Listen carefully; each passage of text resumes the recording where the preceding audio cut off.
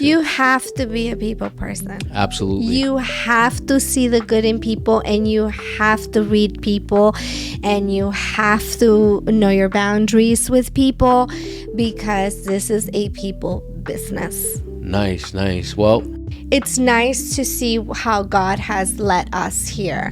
I always say, the day you stop learning, you stop growing. And when you stop growing, you start dying. Right. And my mom was like, if you take me with my 4 kids, I'm going. This man, that's a good man, took my mom with 4 kids. If I can convince my friends that there is a way, especially the ones that I see they have the talent for it, why not?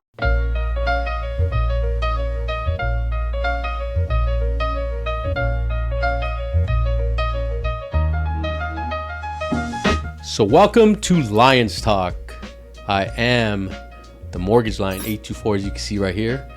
I'm sitting next to world famous international superstar Paola. Ooh, did I pronounce it right? You did, Paola. Let's go, Paola. I was telling Paola that I don't speak Spanish that well, so if I said that good, then we're in good shape. But if I destroyed it, then you have every right to take off your shoe and throw it at me. Ay, Dios mío, no, so, we're good. Paola, tell me a little bit about yourself, because I ran into you at an office in Riverside. That's correct. And I would have never known that, you've been in the real estate industry a short time, but you walked around and you carried yourself like you've been in the industry a long time. And that's actually good. So tell me a little bit about yourself. Like, why did you decide to get in the real estate industry? What did you do before? Oh, my goodness. Well, first of all, thank you for inviting me. I love the atmosphere. I feel like at home. Let's go. You kind of know that at the beginning it's hard. You don't really learn everything when you are taking classes, when you're, learning all the laws about it. You kind of have the idea that, okay, the real learning begins when you start getting your feet wet. That's right. So yeah, it's been a beautiful process. I love it. I've always loved real estate. I've always loved sales. I'm a salesperson since before I was born. I always tell people. Nice. My so parents, you can sell ISO and Eskimo. Oh my God, yes. Let's I can go. I can sell nice to an Eskimo. Both my parents are entrepreneurs. My father always owned restaurants and nightclubs in Colombia. And my mom married an entrepreneur, so she learned a lot from him. And she, as an immigrant, she had her own little business in Mexico. We were immigrants in Mexico for a while before coming here. Wow. When I was little. Right. And now you're living the American dream. And now I'm living the American dream. Yeah, I've American immigrant daughter from immigrant parents. I'm an immigrant, so it's nice to see how God has led us here, and how thanks to my parents' background, I've been able to discover my gifts and my talents and what I'm good at. There you go. And it's a really good process. Yeah. So let's see. We're in 2025. I can't believe that Christmas came and left. Oh my God, Halloween yes. came and left. Thanksgiving came and left. And I didn't even have enough turkey. Yeah, me neither. Makes me even more mad. And when it was time for me to Christmas shop, it was like, to believe it or not, I shopped. I think Christmas was on a Thursday. I think was it on a Thursday? Yeah, on a Wednesday. On Wednesday, and I didn't start shopping until that Sunday, Monday. So it's just been a rough. Not a rough. It's been a good year. Busy. That's kept me so busy that it took me till a few days before Christmas. Yeah. And I gotta tell you, I didn't put up my Christmas tree, man, at least 2 weeks before Christmas. Wow. Yeah, usually everybody's like, day after Thanksgiving, put it up. They go up. And for me, I was like... Me too. I put it up in December. I was so late. Right. I took it down yesterday, and if I felt like I didn't enjoy it enough. I learned over the years that it's best to get a fake tree. Yes. And light light a candle that's pine scent. You get the pine scent candles from, what is it, Bed Bath and Beyond? No, Bath and Body Works. Bath and Body Works. I'll be honest with you, Bath and Body Works. They do. They smell really good. Sign me. We'll go viral. But I am a huge fan of Bath and Body Works, so I have candles everywhere in my place. I got 2 in the living room, and I got 2 in my bedroom. I know. I'm a fanatic for candles too. And every time I buy them, I got to buy 2 of each. We're missing a candle here. Yeah, that's true. I got to buy 2 of each. That way, I don't mix the scent. Yes. You know what I mean? But I am a fan of candles. But anyways, getting back to the Christmas tree, I brought my Christmas tree out, and it was sitting in the living room. Oh my! And I bought a big Christmas tree bag for it last year, so now it fits in a bag. And the bag was out there, just sitting there. Yeah. In a bag.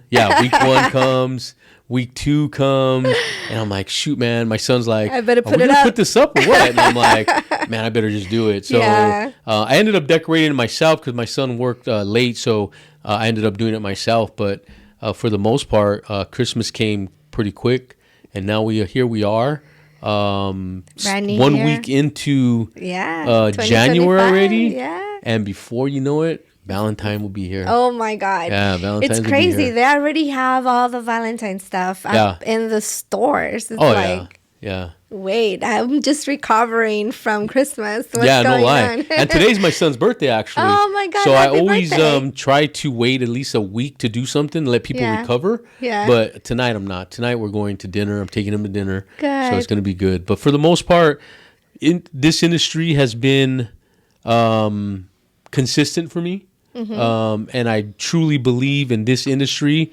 In case you guys didn't know, Paola did bring a guest, so this is going to be her study time about this industry. In case you didn't know, a lot of the agents out there, they always talk about the struggles of the market. Yeah. Can you do it? But that's the life of an entrepreneur. Yeah. You got to find a way to keep your doors open. Yeah. And that goes for the small mom and pop shops, real estate agents, to even the big companies like Big Lots, that some point they were about to close down. And I think somebody bought them out or is going to help them. But you got to find a way to stay relevant. Yeah. You got to evolve. You got to do all that. I always try to say, create your market. Find your market. Make it your market. Yeah. Be creative. What are you going to do to keep your doors open? Exactly. Well, guess what? What we're doing right now, social media, podcasts, social media branding. Yes. That's going to put you out there. Yeah, yeah. And a lot of people don't know that. I think if you are an entrepreneur and you go into any business and you think that times will not change, you will be stuck in an era.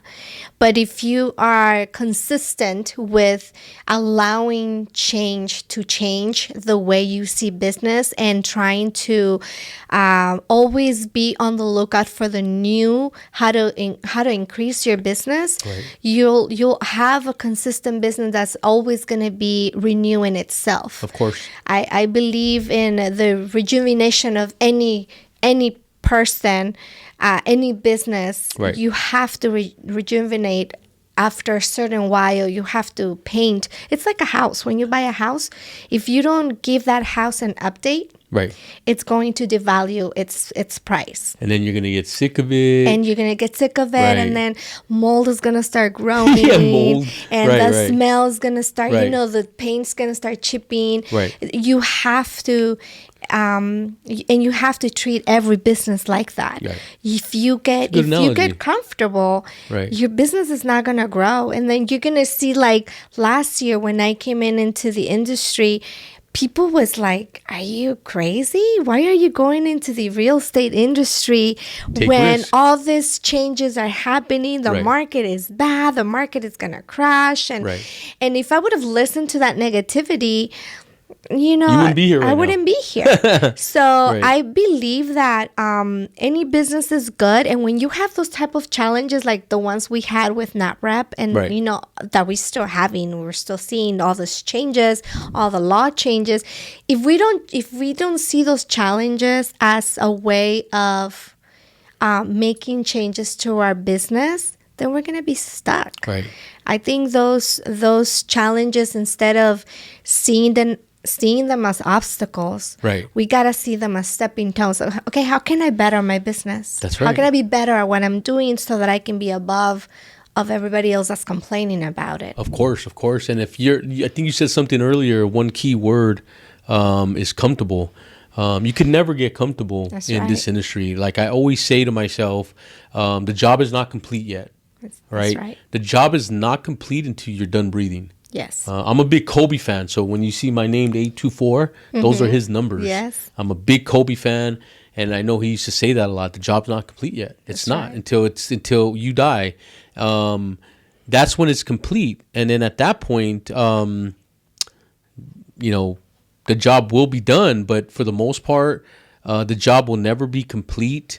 No matter how old you are, you're always going to grow. That's right. And if you cannot grow, then you're done. You're done. I always say the day you stop learning, you stop growing. And when you stop growing, you start dying. Right. So I always say, if you're the smartest one in the room, you're in the wrong room.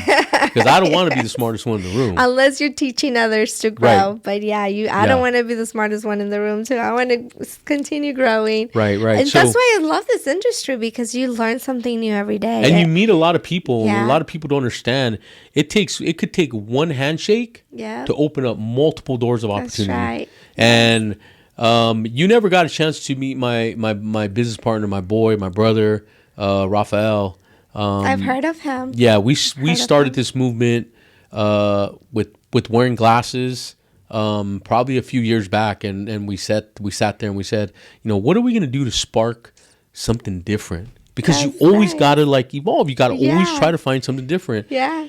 And then I said, well, how about if we wear glasses everywhere we go, And he says, okay. And that's what we did. And I swear to you, it took off like wildfire. That's so you see Chris now. Yeah. Sorry, Chris, I got to call you out.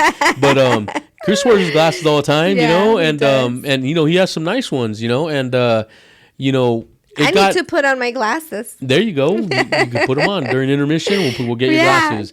But it took off so bad that our CEO actually ordered 5,000 pairs from China. Wow. Yeah, 5,000 pairs from overseas, I should say. Nice. And every time we did an open house, you guys we had water and everything out there, but we also had rows of glasses. That is such a great idea. And I have all the glasses, so when I do open houses, I still put them out there until we get rid of them. We have so many pairs of them. Bet. So that's what we did.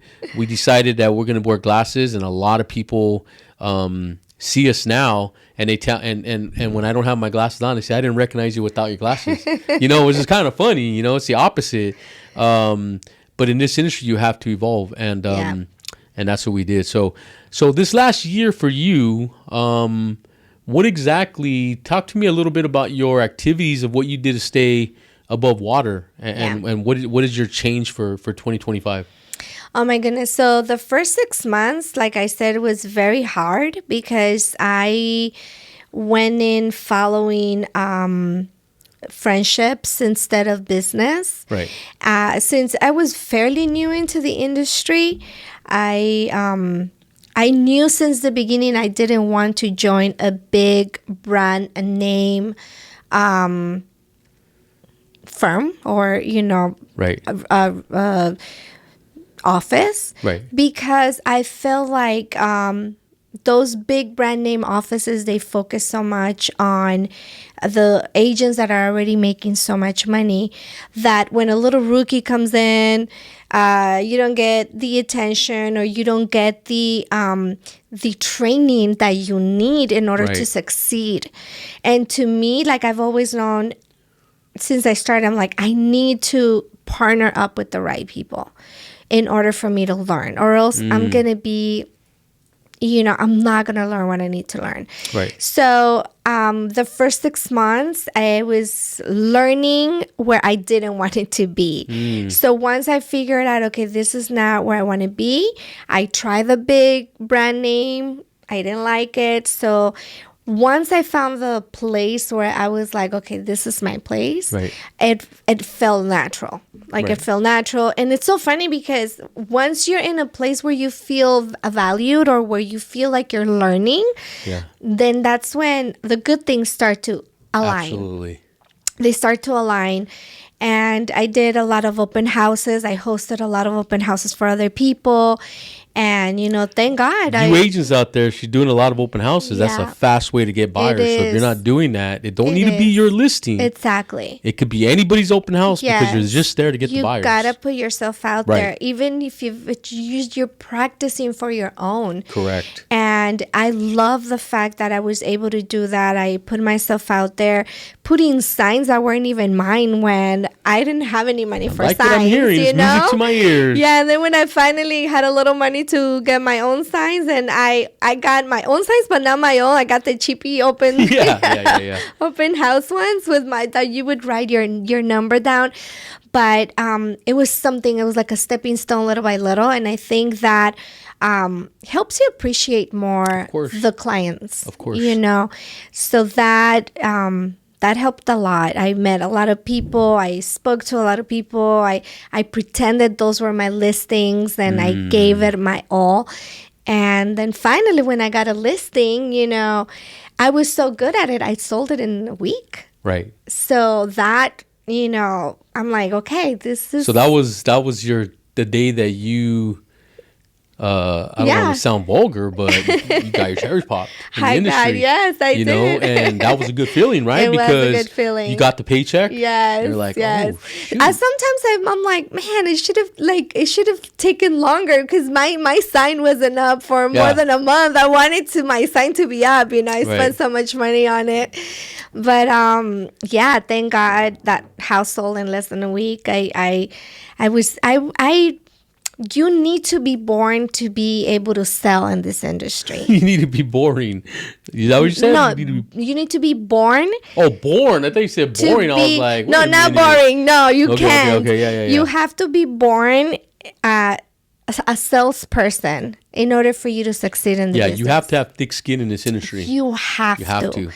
Because you are going to need to put yourself out there. Right. And you need to have the wisdom to choose the right offers and read who has the good offers. Of course. Because many people come into those open houses. And if you take people for granted, you might be missing out on an amazing client that has potential to buy a house. Of course. And when I got my listing, I only had 4 open houses. Monday, 2 weeks of Monday, Sunday, and by the following week, I had already an offer. Yeah. But it was during that last open house that I met another client that we're on escrow right now. And it only takes one. It only one takes open house, one client. If I wouldn't have had those extra open house, I wouldn't have met this other client. Of course. So you have to be intentional. You have to be wise. You have to be proactive. Be like, okay, I have this open house. I have this offer, but I'm still gonna do an open house just in case. I'm still gonna show the house just in case. And that helped a lot. Thank God, it helped. That does help out a lot when you do open houses, especially when you're active in those open houses. So when I do an open house, I see a lot of agents just stand there. They don't really say much. Even when I see agents posting open houses on social media. I don't want to be rude or anything like that, but I think they're very boring.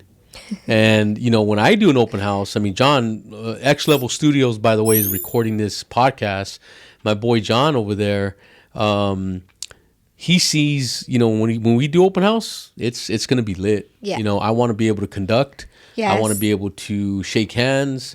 I want to be able to talk to clients. Yes. And just take control and go from there and try to find what I can find. Yes. I love my open house. My first open house on my listing, I had Sal. He came and he put the table and we had such an amazing time and we made connections with amazing people. Yeah. And you gotta rock that open house. Yes. And you have to pick the right people to have those open houses with. I partner up with See, I do. I have put. I know you've seen mine. I put the easy up the table. I love it. I take this guy with me, so we're recording. Yeah, we're making reels right there on the spot. You know what I mean? Yeah, we did. We had so much fun with Sal. Very good. Very good. He went all out, and it was really nice, and that helped because that changes the atmosphere a little bit.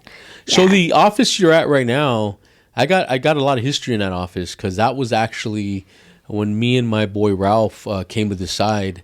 That was our first office that we actually got called upon to actually be the preferred lender in there. Wow. So one day Chris called me, tells me, "Hey Jesse, he's like, I want to talk to you about being a preferred lender here." And so then, long story short, we all met up. I brought Ralph with me, and I brought Alex, and that was a relationship that was made with all of us. And I got to hand it to Chris because when we had that office, there wasn't that many agents, and now you guys got a pretty full house there. Yeah. And so he's brought it a long way. And now it was in Corona in the beginning, and now it's in Riverside. But for the most part, him and Carlos actually have brought that office up, and it looks like you guys changed the name recently. Yes. But you guys are still you guys hit the ground running, and I know those two guys are never looking back. Yeah. They're never looking back. So that's a good office you're at. And they provide the training. They do. There, and there's not too many offices that do that. The training is amazing. Right. I cannot sit here and say that I've been to the training and come out like, oh, I didn't learn anything.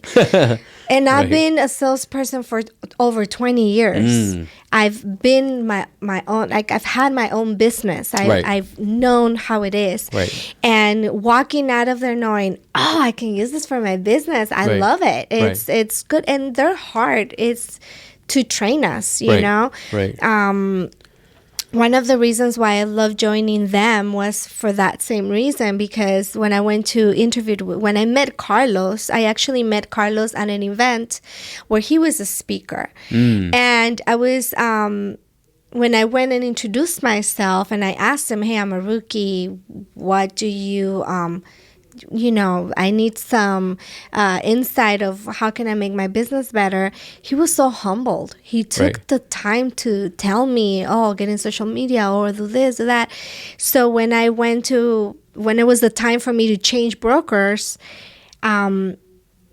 I knew I wanted to work with somebody like him. That's awesome. Somebody who's down to earth and they're humble and they're immigrants like me and they know your struggles. So it's very nice to be able to go into a place where you're not going to see stuck-up people, Yeah. You're going to see people down to earth. And that office is lit. I mean, there's a lot of I love it. I love different attitudes in that office. I love that diversity. We're so diverse. Exactly. There's Mexican people. There's me. I'm Colombian. There's like all kinds of personalities. Carlos called me La Fresa, which I have not, well... So you're Colombian. I'm Colombian. Okay. Yes. I know you said that earlier, but I think you said you migrated from Mexico. Is that what you said? I did. Okay, so when I was 5 years old, my mom left Colombia in 1984. We were single mom. She took an opportunity, met my stepdad. My stepdad was from, he was working in New Jersey. Right. And he's like, hey, let me take you to the States. There you go. And my mom was like, if you take me with my 4 kids, I'm going. And he's like, let's take all your 4 kids. Wow, that's a man right there. This man. That's a good man. Took my mom with 4 kids. There you go. And we landed in Mexico because when we were in the border to cross, the coyotes, the polleros, they stole our money. Oh no! They stole all of our money. Wow. They like my mom was like, oh my God. So but they were supposed to bring you across. They were supposed to bring us across, and they left us in TJ. Oh man! So my mom was like, I'm not going back to Colombia. I'm already here. I'm a step away. We ended up in Mexico City. We went to Mexico City because my stepdad had friends in Mexico City. So we ended up in Mexico City. And my mom was like, I'm staying here and I'm going to make some money and then I'm going to jump and I'm going to go to the United States. Man. So this woman as an immigrant in Mexico, nobody thinks that. People think, oh, when you're an immigrant in Mexico, especially in the 80s from Colombia, they would tell us, do not say you're Colombian, because they're gonna think you're a narcos, and they're gonna think, just don't say you're Colombian. Yeah. So we had to make up these lies that we were from Zaragoza, Spain, and we couldn't say we couldn't say. My mom has a very strong accent from Colombia, so we had to mommy, she would tell us, if anybody asks you, don't ever say you're Colombian, just say if you're from Spain. And so they kicked me out of 3 different elementary schools, because eventually they would catch up on our lies, and they would be like, you guys don't have any papers, you guys are immigrants, you can't go to school here. Damn, even in Mexico they were telling you that? Mexico. Wow, I didn't. Yes, that's crazy. I didn't know that they would say that. Nobody would. You're an immigrant and you're in Mexico. Yeah. So it was very hard, and it took us literally 4 years for my mom. I remember my mom, she used to have she opened up a little, in Mexico, they have those farmers markets. I don't know if you've been. Right. They have this little farmers markets just like a farmers market here. They have it over there. Right. They go to a different city every day. Right. So my mom opened up a little store, one of those little farmers markets. She used to sell clothing and, fashion forward clothes. And so I used to go with her. That's where I learned how to sell, listening to my mom, how she treated customers. Mm-hmm. So, and then... wow, what a story. Yeah. And then, it took her 4 years, Jesse. Wow. To save enough money. Where was he at, your stepfather? So my stepdad went to New Jersey, but him and my mom, they couldn't be separated. They loved each other. So he ended up coming from New Jersey. He went there to work for a little bit. And then he was like, no, I have to help her. I cannot just leave her alone in Mexico. So he ended up coming. He lost his papers, because he stayed in Mexico with us. Wow. And it took them 4 years to save up money to do the route again. And this time, finally, we crossed 1988. We crossed 3 rivers. Wow. 3 rivers. To get to San Diego. And we were homeless. We didn't know true success anybody story. Here. We didn't know nobody. My mom knew a friend of a friend. And when we got here, it was in South Central in LA. Oh, man. It was like a culture shock. From one worst part to another worst part. It was crazy, but it was so humbling, because they told us you can only stay here 3 days. Oh, man. And after those 3 days, we were homeless. Wow. But we were here. We were here. And we struggled. We slept on. My poor mom finally found a Christian church. They helped us there. That's and they helped us as much as they could. And then we were homeless. But she counts a story. She's like, I used to sleep in a 24-hour laundry mat. Oh, my God. Yeah, they used to sleep or pretend they were washing. And then we sleep there the whole night. Wow, what a story. Yeah. What a story. And then little by little, God started opening doors, and they ended up in downtown LA in the callejones, in the alleys. Right. And it's they bad found down jobs. there, too. Yeah, it's bad. Dirty, everything. Dirty, everything. And back in the days, it was even worse, I guess. Right. And they found jobs over there. And then my sister found a job there. She was a modeling, because she was 17 at that age. She was very young, so she started modeling nightgowns for a little shop there. Yeah. And my parents ended up being medical advisors. Wow. They got a job cleaning a medical school. Back in the days when the medical assistants started going, so they started cleaning the office, and then the owner told them, you guys have so much presence, you guys are very educated, why don't you guys, if you guys recruit students for me, I would give you guys $100 per student that they sign up with the program. Oh, wow. So my parents, they started making money. Damn, what a success story. Yeah, and then they were, my mom has always been her entrepreneurs never work for anybody. There you go. And to this day, she she's still a salesperson. She sells jewelry. She sells anything you give her. She sells. That's good. And you picked that up. Yeah. So going forward, like your activities right now, what activities are you doing right now to stay afloat? Like what activities do you like doing? Because I know you don't like doing all of them. So what activities do you get a kick out of doing, like in this industry right now? I love door knocking. Door knocking. I love talking to people. One of the last of the Mohicans over here. A lot of people don't. I like talking to people. I'm a people person. I'm not afraid of talking, making up conversation. So anywhere I go, I try to make conversation and share my story. And when I share my story, people want to hear more. And that's when I give them my business card.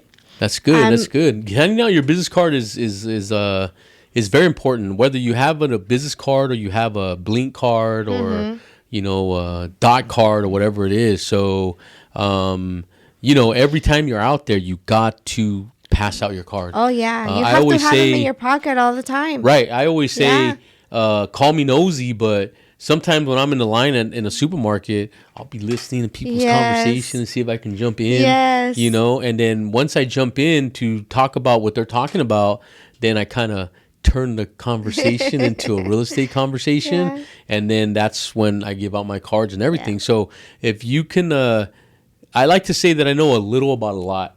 I don't like to watch too much TV because the first 15 minutes of the 9 o'clock news, everybody's dead. Something's happened. It's so negative. It's very, very negative and sad. It's negative. I don't watch the news. I'm not gonna lie. I don't watch news. I find out about news through my family members. Right. Oh, did you hear the news? Did you hear what happened? I'm like, oh, okay, but I don't like. I usually like watching the news. My social media is the one that tells me what's going on. Yes, because exactly. Of course the algorithm, and also the accounts that I choose to follow are just aside from the industry, they're informative accounts that I know I can keep up to date with, either in the market or life or something. So that's where I get all my information. But door knocking is something that a lot of agents don't do in this industry.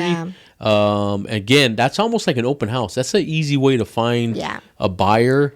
Or even a seller. Yeah, and I believe in personal touch. Yeah, like I know I can relate to somebody if they see me. Of course, it's very hard for that person to see you and feel you when you're on the phone. Right. So social media helps because also, I'm trying to make more videos, to, put myself out there. I'm blessed that I belong to a church where we own our own TV station. Oh, nice. So I'm able to go there and my pastors are amazing. They always tell me whenever you need to make an event. I hosted my first time. I was maybe 4 months into the industry, and I hosted a first-time buyer seminar. Very nice. And they let me go. How'd that turn out? It turned out good. There you go. I went into the TV station, and everybody that showed up was from the TV station. Very nice. So I guess I'm going to have to pay that TV station a visit. Yes, and they're like 2 blocks away from here, literally. Wow. Yes. Wow. Actually, I was offered a show. Like, I'm going to have a 30-minute show where I'm going to talk about real estate, and I'm so excited about it. Yes. You're ready. Yes.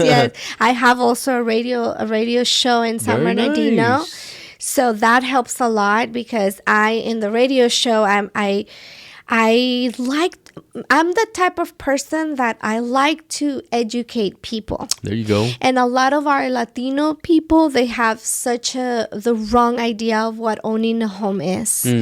A lot of them, they don't see the benefits of it. Right. And so I'm there to educate our people, educate them and letting them know that the true American dream, it's able, when you come to this country, the true American dream is owning your own home. Right. It's having your name on that land that belongs to you. And there's so many programs out there that we have that people think that you can't get into a home because there's no programs out there. So Exactly. like with us here at Home First, we can help you with your closing costs through creative financing. We get those done quickly with no overlays, smooth Yes. transition. The E-team program. Very easy to get a loan through, especially when we have our own underwriters. We underwrite our own files, so that makes things a lot easier. Yeah. I've come across a lot of people that are so scared to put their financial information out there. Oh, really? They think that we're going to be, oh, you're going to report this to the IRS. Oh, God. Yeah. So that my shows are for that, to let people know there's these programs. Right. That you can take advantage of. Of course. That are there for you to, that are there to help you. Right. So yeah, it's, having to also finance it. I love your team because I know you have the credit repair in-house. Of course. That's viral. That's like, it's amazing because you have everything in one place. You don't have to go everywhere. We have the credit, we have hard money, we got private money, we got non-QM, we have residential, we have small business, we have a commercial affiliate, you know what I mean? And not only that, if a lot of people don't know this, but Home First is a correspondent. Okay. We're a correspondent lender. What that means is a lot of the lenders that can't get the loans through, they send them to us. I love it. Yeah, so we're a correspondent to a lot of lending companies that say they can get them through, and they didn't. And sometimes they run into, to a hiccup, and then they say, okay, they put the light in the sky, and it says Home First up there, and we take the file and we make it happen. Yeah. So it's always good to know and feel that there's people out there that think they hit a roadblock, but the moment we get involved, that roadblock is knocked down. I love it. I actually have a client of mine that you guys are working with him. He's an LLC, but it's brand new. Mm-hmm. And he was so scared. He was like, how am I going to be able to buy a house? And I'm like, I'm going to send you to the right people. Right. So I send them to you guys. And yeah, he's very happy. Soon we're going to start looking for homes for him. Boom. Let's go. So, yeah, that's what I like to hear. We're very excited. That's what I like to hear. What I want to talk about is, would you ever think about building a team under your name? Because I know we talked about it earlier off camera. Yeah. But now I wasn't. I always, when I joined the industry, I was like, I am not a recruiter. This is not for me. Right. But now that I'm more into it, it's not about me recruiting so that I can make money. Right. It's more like I want to have a team of people that I love to see succeed. Of course. I have my best friend here with me. I want to see her succeed. I want her to be, her own boss. I don't want her to be in a 9-to-5 miserable, making somebody else, when she has the gift with numbers. Driving fast to work. She might be late. Yeah. Getting into accidents, while you're at work. Overtime. That's what happened to her. So it's like, overtime is one extra deal a month. That's your overtime. Exactly. So if I can convince my friends that there is a way, especially the ones that I see they have the talent for it, why not? Come join my team. Why not? I remember give me a shirt that says "Why not?" Yeah, why not? So, it's. I would love to have a team under me, but not, like I said, not to make money out of them, but to help more people. Of course. Yeah. And helping more people. In this industry, the more people you help, the more you're going to get back, because that person will tell another person. Yes. And that person will tell somebody else. Yes. And there goes your listing. There goes a refinance. Even though refinance may not help a lot of agents, but they'll always remember, because that person will refinance and they'll tell somebody else, because of this agent is the reason why I'm in this house. And it'll just keep going and going and going. So as long as you're shaking hands and kissing babies, you're always going to get a referral. That's all the time. And if you cannot build relationships in this industry, you're going to fall short. Got to build relationships. You have to be a people person. Absolutely. You have to see the good in people, and you have to read people, and you have to know your boundaries with people, because this is a people business. Nice. Well, yeah. There you have it. The world famous international Paola. Did I say it right? Yeah, Paola. Sitting here on Lions Talk. I am the Mortgage Line 824. Right. Tell everybody how they can follow you on Instagram. Oh my God, you can follow me at Paola Mendez, Paola Mendez Realtor, on Instagram, Facebook, TikTok. Nice. I have my program on 94.7 FM, San Bernardino. Boom. Let's go. It's called Reflections. You'll find me there every Tuesday, 5 and 6 p.m. And yeah, I'm only a phone call away. Let me help you talk about business and talk about investing. And if you want to buy a house, let's do it. If you want to sell your house and you don't know how much it's worth, that's what I like to hear. We're here. There you go. And the man behind the camera, the best in the industry, Mr. John. I like to call him Obi-John Kenobi because he's a Jedi. He's a Jedi. X Level Studios. Follow them on Instagram. Again, I am the Mortgage Line 824 on Instagram, all platforms. If you don't know, now you know. Let's go. Jesse, thank you for inviting me. The hot seat was not that hot. Nope, it wasn't. It was very good. So thank you for the invite. I appreciate you coming. I know we follow each other, and I know you were excited to get down here because you were gonna either come with your son or without him. So you were coming. So I appreciate you for being here, Paola. Thank you. Thank you for inviting me. Let's go until next time. Yeah, see you next time. Let's go. Yay! Thank you, guys. Good job. That was a good conversation. I like that story, though. Thank you. I would have never thought that.